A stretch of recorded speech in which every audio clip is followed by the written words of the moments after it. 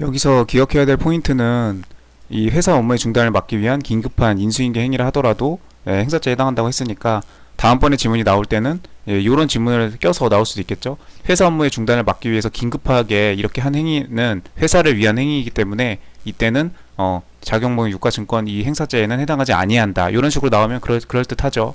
네, 이렇게 해서 이런 판결 요주에 있는 것 중에 다음에는 이렇게 문제를 바꿀 수도 있겠다. 이런 것들도 미리 체크해 두고 나오면은 네, 아주 빙그레 미소 지으면서 답을 정오로 가릴 수 있겠죠. 네. 그래서 87년도 판례였습니다. 이것도 되게 옛날 판례죠. 이게 좀 이렇게 전체적으로 교수님들이 옛날 판례를 좋아해요. 보면은 최신 판례 참 많은데. 그 다음에 문제 3번. 2번은 맞은 거였습니다. 어쨌든 대표이사 직무집행 정지가 가처분 결정으로 직무집행이 정지됐으면 대표이사는 손 떼고 가만히 있어야죠. 아무것도 하면 안 됩니다. 이렇게 해서 이렇게 대표이사 명의로 이렇게 하면 당연히 자격 모용한, 네, 너는 대표이사지만 대표이사가 아니죠. 네, 직무집행 정지됐으니까.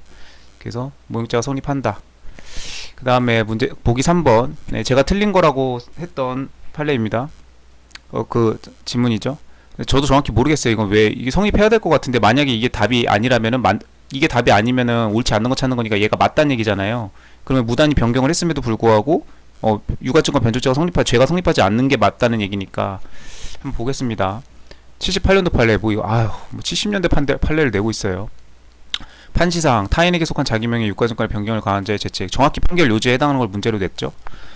타인에게 속한 자기 명의 유가증권에 무단히 변경을 가하였다고 하더라도 그것이 문서 손괴나 허위 유가증권 작성죄에 해당하는 건 이건 변론으로 해두고 일단 제쳐두고 유가증권 변조죄를 구성하는 건 아니랍니다. 유가증권 변조죄가 성립하지 않는다. 이거 맞는 거네요. 그러면 이게 답이 아니네. 그럼 4번이 틀렸나봐요. 4번이 이게 틀린 건가봐요. 이거 맞다고 해놨는데. 자, 일단 3번 마저 볼게요. 네.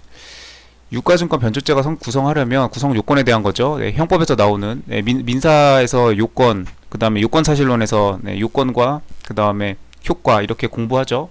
공부하듯이 그 민사에서는 요건을 어떤 예를 들면 뭐 사행이 뭐 채권자 취소권이 성립하기 위한 요건 이런 식으로 어떤 권리를 행사하기 위한 요건 불법 750조 불법행위로 인한 손해배상 책임을 묻기 위한 요건 이런 식으로 요건들 많이 배우죠 민사는. 자 그런 식으로 형법은 이제 구성 요건이라고 하죠. 이 죄를 구성하기 위해서는 진정하게 성립된 타인 명의의 유가증권의 변경을 가한 행위가 있어야 한다. 타인 명의 비록 타인에게 속한 자기 명의의 유가증권에 무단 변경을 가했다 하더라도 이렇게 하는 건 변론을 하고 변조죄를 구성한 건 아니다. 내 명의의 내 유가증권을 내가 변경을 하든 말든 이건 죄가 아닌가 보죠. 네, 변조죄를 구성하지 않나 봐요. 타인 명의의 유가증권의 변경을 가해야 되는 행위입니다. 아니 근데 이게 유가증권이라는 게 어떤 그 양 회사 간에 어떤 회사와 개인 간이든 어떤 양자 간의 어떤 권리를 이렇게 녹여놓은 게 그게 유가증권인데 이게 뭐 자기 명의 타인 명의가 뭐 이게 어떻게 구분이 된다는 거죠? 어음수표 공부를 안 한 것도 아닌데 좀 이게 와닿지가 않네요. 네. 유가증권 파트, 이 유가증권에 관한 제 파트 강론을 좀 다시 좀 꼼꼼히 봐야 될 것 같습니다. 네, 이런 파트는 어차피 2차에는 나올 주제가 아니기 때문에 이런 건 아예 공부를 안 하다시피 하는 그냥 기출문제나 이렇게 한 번씩 나오면 그냥 그렇게 그냥 거기에 나온 판례들이나 한 번씩 이렇게 보고 그냥 그렇구나 하고 넘어가지 이런 거를 뭐 이렇게 면밀하게 공부하는 파트가 아니기 때문에 저도 조금 네 이렇게 저기 하네요. 구성하는 것은 아니라고 보할 것인가. 그래서 결론은 유가증권 변조가 성립하지 않는다는 거죠. 지금 자기 명의니까 이게 포인트네요. 타인생에 속한 자기 명의. 타인 명의의 유가증권을 변경해야 그게 죄가 되는 거지. 자기 명의의 유가증권은 뭐 변경을 하든지 말든지 내가 내 거 고치겠다는데 뭐 불만 있음? 약간 이런 느낌인 거죠. 일단 결론은 객관식에는 어쨌든 유가증권은 얼마든지 한 파트로 나올 수 있는 문제니까 기억은 해두고 이거는 무슨 얘기인지 그 선뜻 납득이 안 돼서 판례 그 사실관계랑 내용을 쭉 봤는데 그냥 별 내용이 없습니다. 그냥 이제 그 판결 아까 여기는 판결 요지였고 이제 판결 이제 그 이유 밑에 사실관계랑 같이 나오는 부분들 조금 자세하게 서로 풀어놓는 부분들 다 읽어봤는데 그냥 똑같이 판결 요지 이렇게 나와 있고 여기까지는 판결 요지 그대로 준 거죠. 이제 이거를 이제 판결 요지로 위로 이렇게 빼서 이렇게 한 거고 뭐 삼은 기계공업 주식회사 해가지고 공경원으로부터 해서 실명까지 다 나오죠. 옛날 보니까 송나멸이라고 하니까 송시열이 생각나네요. 노론의 영수였죠. 송나멸로부터 배서양도 받은 것처럼 이를 행사했다 하더라도 이렇게 구성한다고 할 수 없고 이에 가담한 피고인의 행위 역시 죄에 해당하는 것은 아니다. 근데 이제 원심에서는 이걸 유죄라고 했는데 이제 대법원에서는 야 자기 명의 거잖아. 타인 명의를 고쳐야 그게 변조지. 자기 명의를 한 거는 죄가 안 된다고 해서 네, 파기했던 사안이었습니다. 이거는 그냥 강론책을 한번 좀 봐야 될 것 같네요. 네. 강론책 한번 저기 보고 그 다음에 그럼 이제 다 1번, 2번, 3번이 다 맞았으니까 틀린 거 찾는 거니까 답이 4번이었나봐요. 그러면 의리, 백지, 약속, 어미, 앵란 등을 이렇게 부당 보충해서 위조한 후에 갑이 을과 공모했다면서요. 예. 공모하면은 항상 공모 공동정범, 주관적 의사, 주관적 요건과 객관적 요건을 만족해야죠. 네. 주관적 요건은 네. 함께 범죄를 저지르고자 하는 공동 가공의 의사. 그 다음에 객관적 요건은 서로의 수족을 서로의 손과 발이 되어서 기능적 행위 지배라는 그런 단어들 2차에서 반드시 현출돼야죠. 금액란을 임의로 변경한 경우 이거 당연히 유가증권 변조죄가 성립해야 되는 거 아닌가요? 근데 성립하지 않나 봅니다. 네, 왜 그런지 한번 볼게요. 2006년도 판례 권한 없이 변경하는 경우의 죄책. 저뭐 당연한 금액을 변경했으니까 당연히 변조죄일 거고. 저 뭐가 포인트일까요?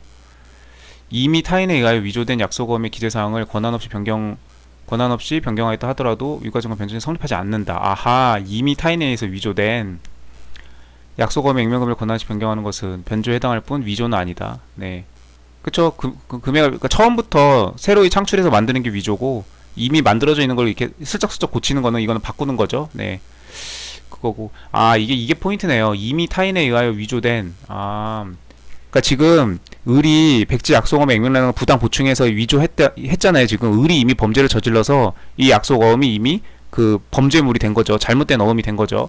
그리고 이렇게 여기 후에 네, 이미 이렇게 잘못이 이렇게 이미 타인에 의해 위조된 후에 그 다음에 갑이 끼어든 거죠. 지금 그렇게 해서 을이 공모의 금액란을 임의로 변경했으면 을은 당연히 죄가 되겠죠. 지금 을이 이렇게 해서 부당 보충해서 위조했으니까. 근데 지금 포인트는 갑이잖아요. 예, 나중에 들어온 갑에게는 이 변조죄가 성립하지 않는다. 이미 잘못된 어음에다가 뭐 뭔 짓거리를 해도 변경을 하든지 뭘 하든지 해도 어차피 이거는 죄가 성립하지 않는다는 거죠. 지금 이 판례에 따르면. 근데 성립한다고 했으니까 이게 틀린 거 맞고, 아, 이미 타인에게 위조된 거는 이렇게 해도 저기 죄가 되지 않는구나. 그래서 이걸 보고는 아니 이미 타인에 의하여 위조된 거여도 어쨌든 간에 그거를 고치면은 고친다는 것 자체가 나쁜 거 아닌가요? 저는 그렇게 생각이 들어가지고 왜 이렇게 했을까 곰곰이 생각을 해봤어요. 일단은 그 마저 읽어보면은 그러니까 지금 피고인이 여럿인데 피고인 2가 지금 여기서는 을입니다. 그러니까 을은 지금 이렇게 해서 죄를 저질렀죠. 그러니까 을에 대해서는 죄가 성립했고 그거에 대해서 대법원이 더 이상 할 게 없죠. 네, 그래서 피고인 2는 넌 됐어. 넌 죄 맞잖아. 너는 부당보충해서 위조했잖아. 그러니까 너는 맞고, 다만 이제 검사가 이 갑이 무죄를 받으니까 갑에 대해서 검사가 상고를 한 거예요. 그러니까 여기서는 지금 피고인 1입니다. 피고인 1의 행위를 무죄로 원심이 봤기 때문에 검사가 상고까지 한 건데 상고는 대법원으로 올라오는 거죠. 근데 대법원이 봤더니 이거 원심 판결이 맞아. 왜냐면 이미 위조된 거잖아. 을의 행위에 있어서 이미 위조된 거기 때문에 거기다가 갑이 나중에 변조를 했다고 하더라도 그거는 이제 갑은 변조죄가 성립 안 한다는 거죠. 그래서 대법원이 검사의 상고를 날려버렸죠. 돌려보냈죠. 원심의 판결이 타당하다. 그래서 결론은 이미 타인에 의해서 위조된 거는 변경을 해도 괜찮다 이거죠. 마음껏 변경해도 됩니다. 자, 그랬을 때 어쨌든 변경하는 행위는 옳지 못한 행위인데 왜 이거를 무죄로 봐줬을까? 왜 이미 타인에 의해서 위조된 거면 상관이 없을까? 곰곰이 생각을 하다가 여기 위에 판례에서 이 유가증권 변조죄를 구성하려면 지금 이것도 유가증권 변조죄고 이것도 지금 변조죄잖아요. 둘 다 변조죄에 대한 이야기인데 위에 3번 판례에서 보면은 진정하게 성립된 타인 명의, 아까 여기 3번은 타인 명의가 아니어서 이게 논점이었고 지금 문제 4번은 진정하게 성립된, 이게 포인트였네요. 그래서 지금 진정하게 성립된 거를 고쳤을 때 진정하게 성립되어 있는 제대로 되어 있는 어음을 고쳤기 때문에 그거는 이제 죄를 물어야겠죠. 근데 진정하게 성립된 게 아니라면 지금 그 을이 이미 이렇게 부당보충해서 잘못된 어음을 만들었죠. 그러면 이건 진정하게 성립된 어음이라고 볼 수 없죠. 잘못된 어음이니까. 그래서 을은 위조죄가 범죄가 성립하는 거고. 그랬을 때 그럼 이건 진정하게 성립된 어음이 아니기 때문에 그래서 갑이 그 후에 갑이 을과 공모를 하든지 갑이 혼자서 하든지 갑이 이렇게 어음을 변조한다고 할지라도 그건 죄가 되지 않는구나. 이렇게 해서 요게 포인트였네요. 네. 그래서 뭐 전반적으로 유가증권에 대한 공부가 뭐 안 돼 있네요. 그래서 강론책 한번 좀 다시 찬찬히 봐야 될 것 같고, 그래서 포인트는 이거였다. 진정하게 성립된 거여야 되고 타인 명의여야 된다. 그럼 자기 명의를 바꾸는 거는 변조죄가 성립하지 않고요. 그 다음에 진정하게 성립된 게 아니라면 어차피 진정하게 성립된 게 아닌 의미가 없는 어음이기 때문에 바꾼다 할지라도 죄가 되지 않는구나. 그래서 이게 포인트였습니다. 이미 누군가 나쁜 짓을 한 후에 그 뒤에는 변조죄가 성립하지 않는다. 뭐 이런 포인트만 잘 알고 있어도 답 맞추는 데는 지장이 없었겠네요. 좋은 문제였습니다.